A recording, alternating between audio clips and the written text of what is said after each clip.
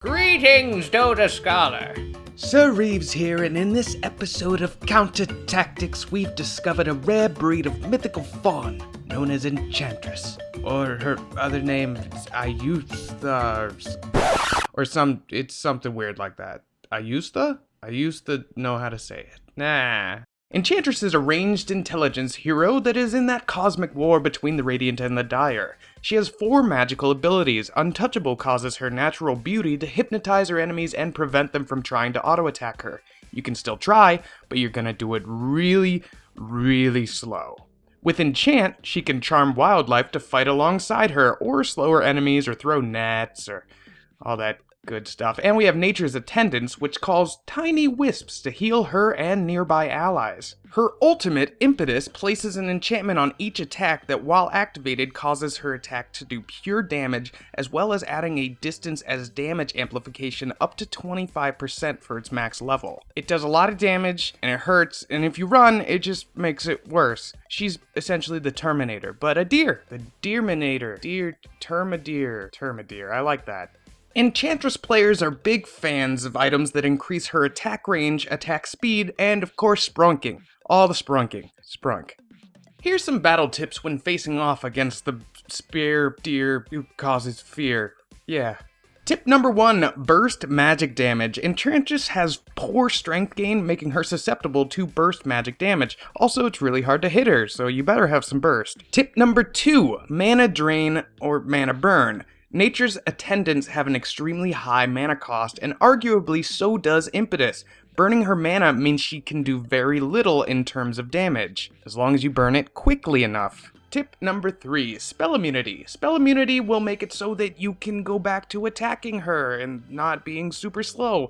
Just keep in mind that Impetus does go through Spell Immunity, but hopefully you're close to her and hitting her while you're spell immune.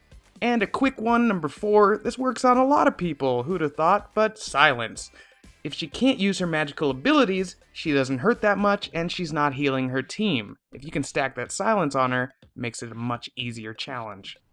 So what kind of itemization should we be thinking about if we're facing off against an Enchantress? First, you can get a Blade Mail, which can help you return some of the hurt as she's dishing out constant impetus damage. Dagon will help you finish her off, and Heaven's Halberd or Ethereal Blade can disarm her for a short time. Then we have Orchid of Malevolence, which will prevent the use of abilities and provide extra damage. 2 birds with 1 stone, or 1 deer with a really big stone. Using Becomethegamer.com, here are 3 high win advantage heroes to consider drafting when against an Enchantress. First, we have Io. I know, it's a little hard to believe, but this Guardian Wisp can actually help those under the wrath of Enchantress, tether to an agility carry, and give him the attack speed and damage reduction that they need to annihilate deer. All deer. Mainly Enchantress, though. Okay, next we have the Master of Beasts, who sits at number 2. His Wild Axe's attack speed aura and the ultimate are all great utilities to pair with fellow allies, and work well against Enchantress. And last but not least, fellow academics, we have Phantom Assassin. As a Sister of Veil, her elusiveness, high crit chance, and attack speed buff are all great benefits to eliminating Enchantress quickly and efficiently. As always, everybody, thank you so much. You did that ear and eye thing that I love so much when you do it. You do it so well, is what it is. And remember, these are just some guidelines. Winning comes from acknowledging your missteps and learning from your blunders and not yelling at your teammates to immediately eliminate or abolish, one or the other, themselves for life. And crying, don't make them cry. It's wrong. Remember to give that video a like, maybe leave a comment. You can learn more about BTG on Facebook, Twitter, and Becomethegamer.com. And if you fancy learning a little bit about yours truly, my information can be found in the description down below as well. Until next week, I love you.